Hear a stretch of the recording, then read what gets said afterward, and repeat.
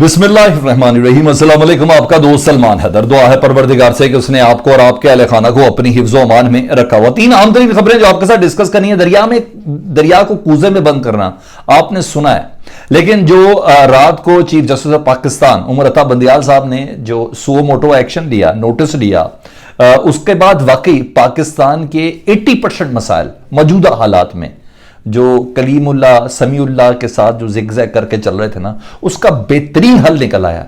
यानी मैंने वो जो हमेशा से कहता हूं, जिस पे मेरा प्रिंसिपल स्टांस है कि पाकिस्तान में फैसले जब भी होंगे अब इदारे ही करेंगे। सियासी जमातों में इतनी कपत नहीं है, इतनी सख्त नहीं है कि वो ये फैसले कर सकें। जब मैं अभी आपको डिटेल में बताऊंगा ना कि किस तरह अदालत ने एक लोहार की दी है कि तुम हमारे जजेस से मुतल्लिक बकवास करते हो, तुम लोग हमारे जजेस से मुतल्लिक मिलाइन करने की कोशिश करते हो, तुम सुप्रीम कोर्ट को मिलाइन करने की कोशिश कर रहे हो, उसको बदनाम करने की कोशिश कर रहे हो। हमने तो एक सेशन जज के खिलाफ इमरान खान ने बदतमीजी की थी, उसकी नाक की लकीरें निकाल दी थी, और तुम क्या हो, और जिस कंडक्ट के साथ किया है वो बड़ा जबरदस्त है। एक के बाद एक चीजें अनफोल्ड करता हूं, और सर आपको इतना मजेदार व्लॉग ये देने लगाऊंगा, आपको बड़ा मजा आएगा। तो इसलिए प्लीज इसको मुकम्मल देखिएगा। काफी और दीगर खबरें भी हैं, लेकिन इसको सबसे पहले लेते हैं। तो सबसे पहले जी सुप्रीम कोर्ट के चीफ जस्टिस उमर अता बंदियाल साहब के सुओ मोटो एक्शन पे बात कर लेते हैं। उन्होंने 3 सवालों के ऊपर ये सारा केस लिया हुआ जी, ठीक है जी। वो पहले 3 सवाल सुन लें, उसी में मैंने कहा ना दरिया को कूजे में बंद किया गया। असेंबली तहलील होने और इलेक्शन की तारीख देना किसकी जिम्मेदारी है, यही मामला चल रहा है ना इस टाइम। गवर्नर पंजाब कहता है कि मैंने तो असेंबली तहलील ही नहीं की, तो मैं साइन क्यों करूं। और केपी का गवर्नर ये कहते हैं कि जनाब मेरा ख्याल है कि इलेक्शन कमीशन को इस सिलसिले में इदारों से मुशावरत करनी चाहिए, उसके बाद मुझे बताना चाहिए। लुब यही है कि भाई इलेक्शन नहीं कराना चाहते, तो असेंबली तहलील होने की इलेक्शन की तारीख किसकी जिम्मेदारी है। तो जिंदगी भर के लिए यह तयन हो जाएगा कि सदर मुमलिकत ने जो 9 अप्रैल की तारीख दी है, वो मामला भी इसी के अंदर हल हो जाएगा कि क्या वो है, क्या इलेक्शन कमीशन की जिम्मेदारी है, क्या गवर्नर की जिम्मेदारी है, क्या गवर्नर केपीके की जिम्मेदारी है, ये किसकी। तो इस सवाल की तशनगी भी खत्म होने जा रही है। दूसरा सवाल, इंतखाब की तारीख देने का आईनी इख्तियार कब और कैसे इस्तेमाल किया जा सकता है। कि हुज्जत तमाम की है ना सदर मुमलिकत ने, जिसके बाद 9 अप्रैल की तारीख दी है। उन्होंने लाहौर हाई कोर्ट ने फैसला दे दिया, पेशावर हाई कोर्ट ने फैसला दिया, तमाम केसेस एक जगह पे इकट्ठे हो गए। लाहौर हाई कोर्ट के भी इलेक्शन कराएं 90 रोज के अंदर, पेशावर हाई कोर्ट भी इलेक्शन कराएं 90 रोज के अंदर। अच्छा जी, उसके बाद इलेक्शन कमीशन को बाकायदा तौर पर कहा, उन्होंने कहा जी वजारत कानून जो हमें कोई फैसला नहीं देके बता रही है, अटॉर्नी जनरल फैसला देके नहीं बता रहे, पाकिस्तान की फौज हमें सिक्योरिटी के लिए मुहैया नहीं करके दे रही, पाकिस्तान की खजाना हमें पैसा नहीं दे रही है, तो हम कैसे इलेक्शन करवाएं। तो ये तशनगी भी मुकम्मल तौर पर खत्म होने वाली है। दूसरे में आईनी इख्तियार कब और कैसे, यानी सदर ने बिलाखिर जो अपना इख्तियार इस्तेमाल किया 9 अप्रैल के हवाले से, वो क्या हुज्जत तरीक तमाम हो गई थी कि वो इख्तियार इस्तेमाल करते, तो ये चीज भी क्लियर हो गई। तीसरा सवाल कि विफाक और सूबों की आम इंतखाबात के हवाले से जिम्मेदारी क्या है। और जो विफाक कहते हैं ना, राना सनरवा साहब रोज प्रेस कॉन्फ्रेंस में कि हमारी तो जिम्मेदारी नहीं है, ये तो इलेक्शन कमीशन का काम है, इलेक्शन कमीशन के पास इस तरह एक ही काम है, वो इलेक्शन कराना, वही वो करा नहीं पा रही, तो हमने क्या करना है। तो मैं हमेशा कहता था भाई पैसे दोगे तो करेंगे ना, सिक्योरिटी दोगे तो इलेक्शन करेंगे, वो कोई फौजी थोड़ी है, उनका काम है इलेक्शन करवाना। तो इलेक्शन करवाने के जो लवाजमात है वो तो गवर्नमेंट ने देनी है। तो आज के बाद जो आज 2 बजे 9 रुकनी बेंच है ना, लार्जर बेंच, जिसने सुओ मोटो लिया है चीफ जस्टिस उमर अता बंदियाल की सरबराही में, ये तशनगी खत्म होने जा रही है। ये तो होगी 2 जमा 2 4 बातें जो मैंने आपको बताया कि इन तीनों, इसके और भी बहुत से लवाजमात है जो निकल रहे हैं। ये पाकिस्तान के आज के हालात के, मैंने बोला 80% जो हल है ना, वो निकलने जा रहा है सुओ मोटो से। बहुत से केसेस दरिया को कूजे में ही बंद हो रही है, वो इस वजह से हो रही है। अच्छा जी, ये तो चीजें हो गई। अच्छा जी, अब जरा और बात सुने, ये सुओ मोटो हुआ किस तरह। सर 2 मोअज़्ज़िज़ जज, जस्टिस बज़ाहर अली अकबर और जस्टिस एजाजुल हसन ने 4 रोज पहले, जब डोगर साहब का केस चल रहा था डीआईजी की रीइंस्टेंट का, उस वक्त उन्होंने एक नोट लिख के भेजा था, जो मैंने आपको उसी दिन कोट किया था। मैं आपको मुसलसल वीडियोस में कह रहा था कि बस किसी भी वक्त सुओ मोटो हो सकता है। अगर मेरे रिकॉर्ड पे जो मेरे रेगुलर लिसनर्स हैं वो ये बात बहुत अच्छे से जानते हैं।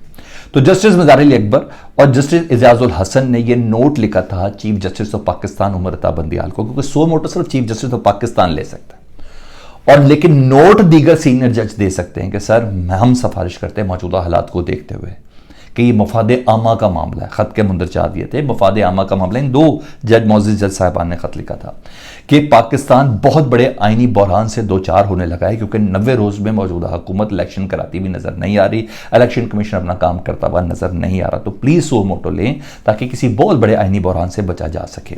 तो ये जो दो जज थे, फिर जिस दिन ये नोट लिखा गया उसी दिन 4 महीने पुरानी वाली मज़ाहिर अली अकबर साहब की एक ऑडियो को लीक कह के बाकायदा राना सनाउल्लाह साहब ने प्रेस कॉन्फ्रेंस के जरिए शेयर किया, ताकि अदालत के फैसलों पर असरअंदाज हुआ जा सके, ताकि बाइस जाहिर किया जा सके मज़ाहिर अली अकबर साहब को।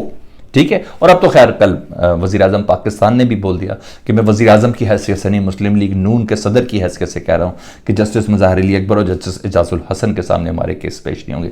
अल्हम्दुलिल्लाह ये सुओ मोटो नवाज शरीफ का केस नहीं है, अल्हम्दुलिल्लाह ये सुओ मोटो शहबाज शरीफ का केस नहीं है। तो मेरा ख्याल है एतराज़ होगा मगर ये एतराज़ कर नहीं सकते। तो अदालत ने, चीफ जस्टिस ऑफ पाकिस्तान ने बताया इन्हीं दो अफराद के नोट पर सुओ मोटो लेके कि तुम्हारी इतनी जुर्रत कि सुप्रीम कोर्ट जैसे इज्जतदार इदारे को तनकीद का निशाना बनाते हुए उसको डिस्प्यूटेड करने की कोशिश कर रहे हो, मिलीशियस प्रोपेगेंडा चलाने की कोशिश कर रहे हो। हम नहीं बोले, हमारा कंडक्ट बोलेगा। तो लो जी जनाब, ये इन दोनों जजों के नोट पे और मजीद सुने क्या जवाब दिया उन्होंने, और मजीद बड़ा टका के जवाब दिया, तगड़ा जवाब दिया सुप्रीम कोर्ट ने। सुप्रीम कोर्ट ने अदलिया मुखालिफ खामोशी और हुकूमती प्रोपेगेंडे का भरपूर जवाब इस तरह दिया कि इन्हीं जजेस के पे नोटिस लिया जिनके खिलाफ ये मुहिम चलाई जा रही थी। और 9 रुकनी जो लार्जर बेंच है ना, 9 रुकनी लार्जर बेंच, इसमें तरमीन अल्लाह साहब भी शामिल हैं और जिसमें मंसूर अली खान साहब भी शामिल हैं, चीफ जस्टिस उमर अता बंदयाल की सरवाई में हैं। इस 9 रुकनी लार्जर बेंच में ये दोनों जज शामिल हैं, जस्टिस मज़ाहिर अली अकबर और जस्टिस एजाजुल हसन। कि तुम ये कह रहे हो हम भरपूर एतमाद रखते हैं अपने जजेस के ऊपर, इनके फैसलों के ऊपर, इनके कॉन्डक्ट के ऊपर। तुम जिस तरह मिलान करने की कोशिश कर रहे हो ना इकट्ठे होकर नून लीग वाले, जी हाँ, हम पूरा एतमाद रखते हैं। तो मेरा ख्याल है रख के जन्नाटेदार अपने कंडक्ट से, अदालत मुंह से कुछ नहीं बोला, थप्पड़ रसीद किया है और ये लाल से नीला भी हो चुका है। ठीक है। इस सुओ मोटो का आपने सिर्फ सुओ मोटो नहीं लेना, इसके बहुत से एस्पेक्ट्स हैं। ठीक है जी। तो भरपूर तरीके से वो किया जी। और जब ये तय कि अक्सरियती फैसले पे होना है, 9 में से 5 जजेस जो भी फैसला देंगे वही फैसला होगा, और ये तय है कि सुप्रीम कोर्ट ने ये फैसला करना है, ये भी तय है कि सुप्रीम कोर्ट के फैसले को कोई रोक नहीं सकता, इसको चैलेंज भी कोई नहीं कर सकता 9 रुकनी बेंच को। ये बड़ी क्लियर सी बात है। तो इनकी हुकूमत के जाने का वक्त हुआ जाता है, उससे पहले आम इंतखाबात का वक्त हुआ जाता है। ये मैं आपको प्रेडिक्ट कर दूं, इस बात को कहीं लिख लें। दूसरा जी, सोशल मीडिया तो उनका है ना, आमिर मीर साहब से लेकर तमाम अफराद ने रात से ही इस बेंच को मुतनाज़ा बनाने की कोशिश की कि आज जब 2 बजे जब ये 9 रुकनी लार्जर बेंच जब समाअत करेगा इस केस की, तो उससे पहले इसको ज़रा गंदा कर दें अच्छे से। तो पूरी कोशिश है कि भाई जस्टिस काजी फायजी साहब को क्यों नहीं रखा गया। अच्छा जी, ठीक है जी। उन्होंने कहा मज़ाहिर अली अकबर को क्यों रखा गया जब मुस्लिम लीग नून ने एतराज़ किया। तो भाई ये नवाज शरीफ के केस के लिए उन्होंने एतराज़ किया था, शहबाज शरीफ के केस के लिए किया था। अच्छा, और अब कंफर्म है जी इलेक्शन होने जा रहे हैं, ये मैं आपको प्रेडिक्ट करता हूँ। अच्छा, आगे जी, जेल भरो तहरीक ज़बरदस्त किस्म की कामयाबी हुई जी।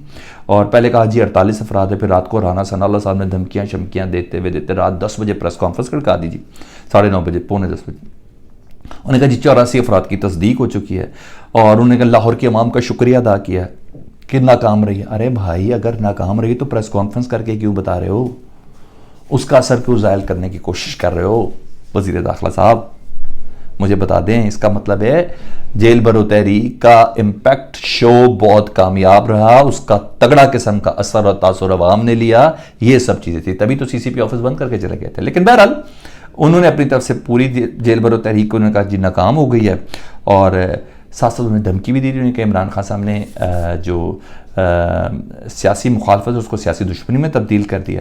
तो अगर ऐसा तो फिर ऐसा ही है। आज तक इमरान खान के दावे थे, तो आज के बाद हमें भी वो ईजी नहीं लें, हम भी पूरे सियासी दुश्मन हैं, और धमकियाँ झमकियाँ उन्होंने जो देनी थी वो देती हैं। तो ये हो गया जी कामयाबी की जो है ना।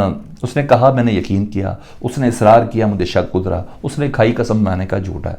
तो राना सनाउल्लाह साहब की प्रेस कॉन्फ्रेंस से ये अंदाज़ा हो गया जो रात को उन्होंने एकदम प्रेस कॉन्फ्रेंस की उस असर को ज़ायल करना चाहने की कोशिश कर रहे थे। चलो, कोशिश करने में तो किसी किस्म का कोई हर्ज नहीं है। अभी ये भी कहेंगे कि हम ही करने लगे थे असम्बली तहलील। हाँ जी, ये कहेंगे अभी ऐसी और बातें कि हम असम्बली तहलील करने के सुओ मोटो ना लेता था, सुप्रीम कोर्ट ने ले लिया। अभी ऐसी बहुत सी बातें आएंगी, ये मैं आपको पहले बता दूँ। अच्छा जी, आहिस्ता आहिस्ता सबको पता चलेगा जी चेयरमैन नायब आफ्ताब सुल्तान ने इस्तीफ़ा क्यों दिया। क्योंकि मुझे तो पता चल गया, तो मैंने आपको बता दिया था कि इमरान खान साहब का केस, पहले उनको बुलाया, उसके बाद उनका केस रिवर्स किया, रिवर्स करने के बाद जी फिर बुशरा बीबी को बुलाया, तो मैंने कहा बुशरा बीबी की गिरफ्तारी मांग रहे थे, तो ये था। अब नसरुल्लाह दरेशक समेत जो केसेस बंद हुए थे नैब के, उनको नोटिस जारी हो गए जी नैब की तरफ से इंक्वायरी। नसरुल्लाह दरेशक साहब से मुतल्लिक ना कोई अजीज़ दारी, कोई बहनोई समधी वाला मामला है चेयरमैन नैब आफ्ताब सुल्तान जो थे उनके साथ।